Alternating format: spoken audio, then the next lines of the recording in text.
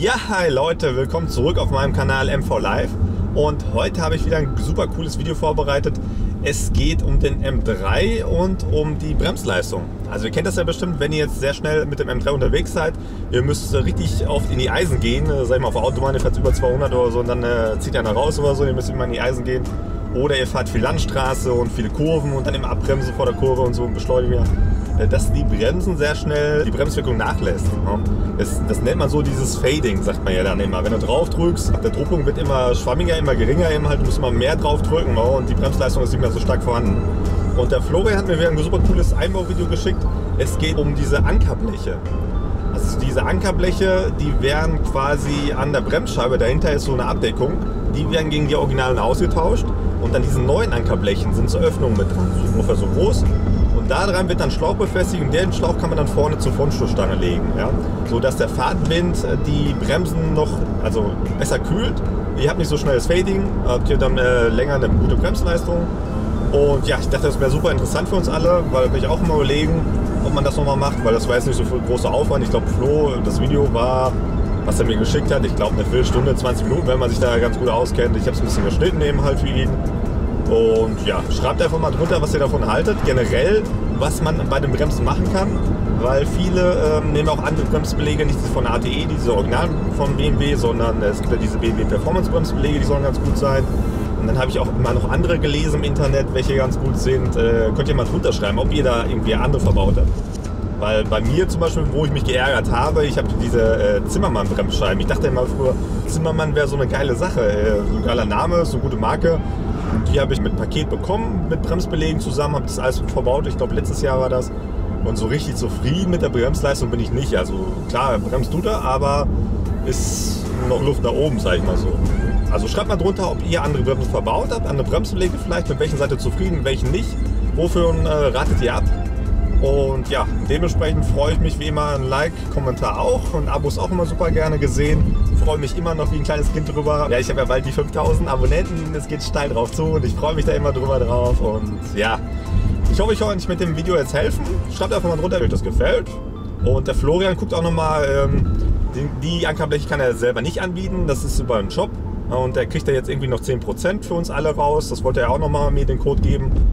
Und ja, dementsprechend viel Spaß mit dem Video, genug gequatscht und ich sag mal, los geht's. So, heute wollen wir euch mal zeigen, wie man so ein Ankerblech am E92 M3 jetzt hier austauscht. Selbiges gilt natürlich auch für den E90, E93.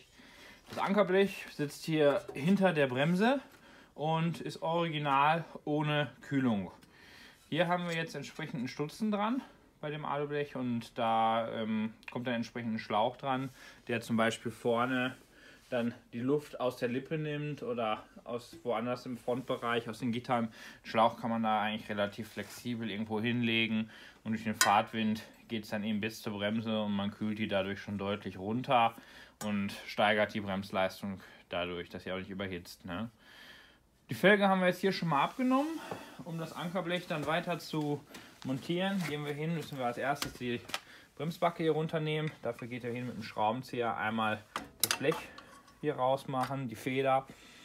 So, also einfach hier rein, ein bisschen raushebeln, fertig. Dann im hinteren Bereich haben wir zwei Kappen. Einmal hier oben eine, sieht man hier. Und das Ganze sitzt ein Stück tiefer, auch nochmal eine. Die nehmt ihr raus, diese Plastikkappen.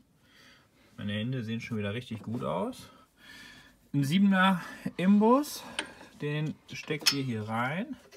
Richtig gut, dass er richtig gut drin sitzt, ist wichtig.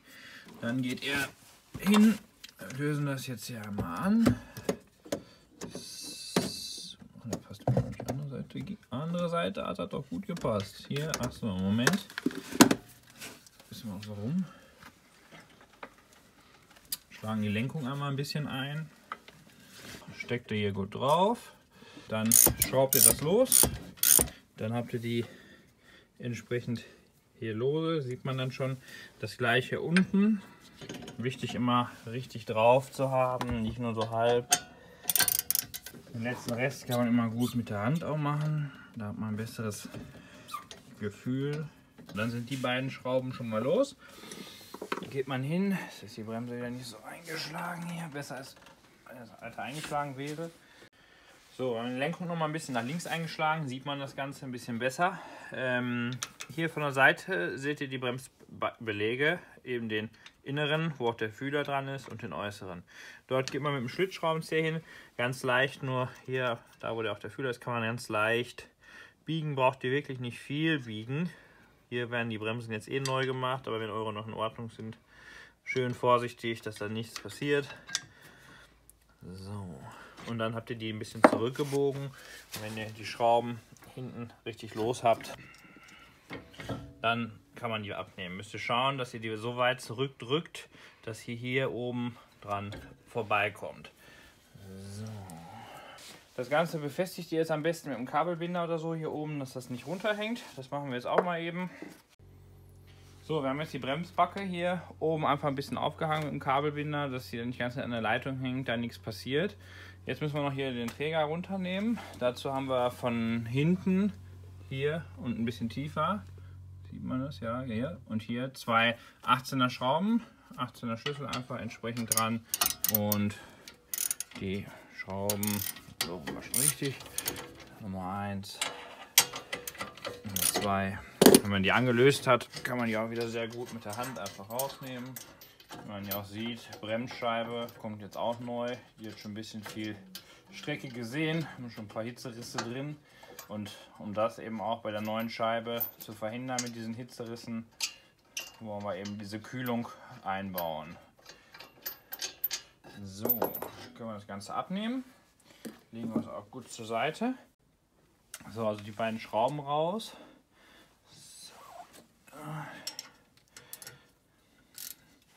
Die Schrauben halten die Scheibe, also wenn ihr die zweite Schraube rausmacht, Scheibe gegebenenfalls schon ein bisschen festhalten. Manchmal sitzt die auch ein kleines bisschen fest, da muss man ein bisschen ruckeln.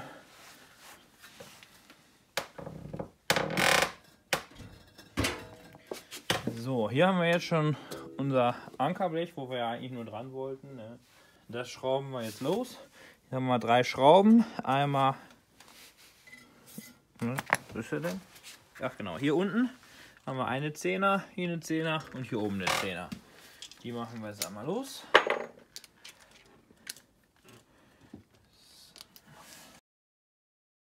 Die Schrauben, die Originalen, die brauchen wir auch nicht mehr. Und da haben wir schon das Originale ohne Luftführung. Kann weg. So, bei dem neuen Ankerblech sind auch entsprechend neue Schräubchen dabei. Da kann man jetzt direkt mal hingehen auf die Schraube entsprechend Unterlegscheibe. Wir haben 3 Längen. Haben wir einmal die ganz lange, da ist entsprechend auch hier so eine lange Hülse dabei.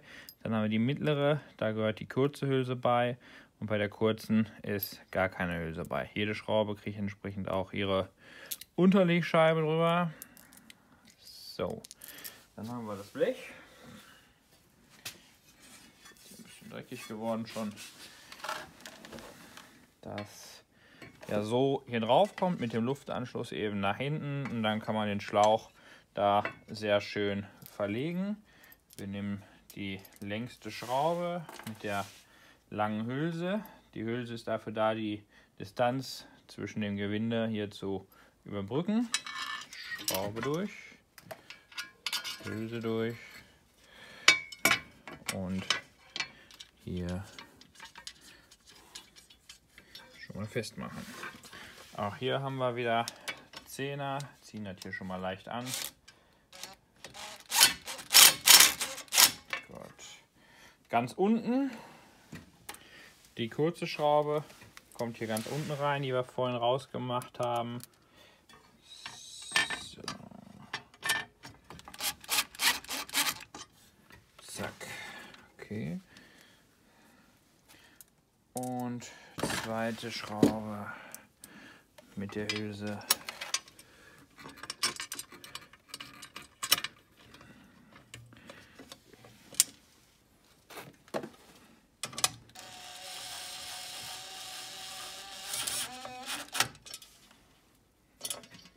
So, So, ich habe die jetzt hier schon mal alle leicht reingeschraubt per Hand. Wie gesagt, ganz oben die lange Schraube mit der längsten Hülse, hier die mittlere Schraube mit der kurzen Hülse und unten die Schraube ohne Hülse. Jetzt ist das Ganze natürlich noch ein bisschen locker. Da ziehen wir jetzt einmal alles schön an.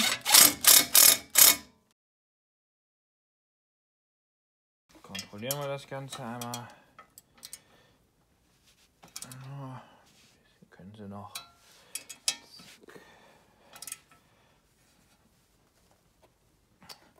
Nach fest kommt ab, da wirken keine so großen Kräfte hier dran.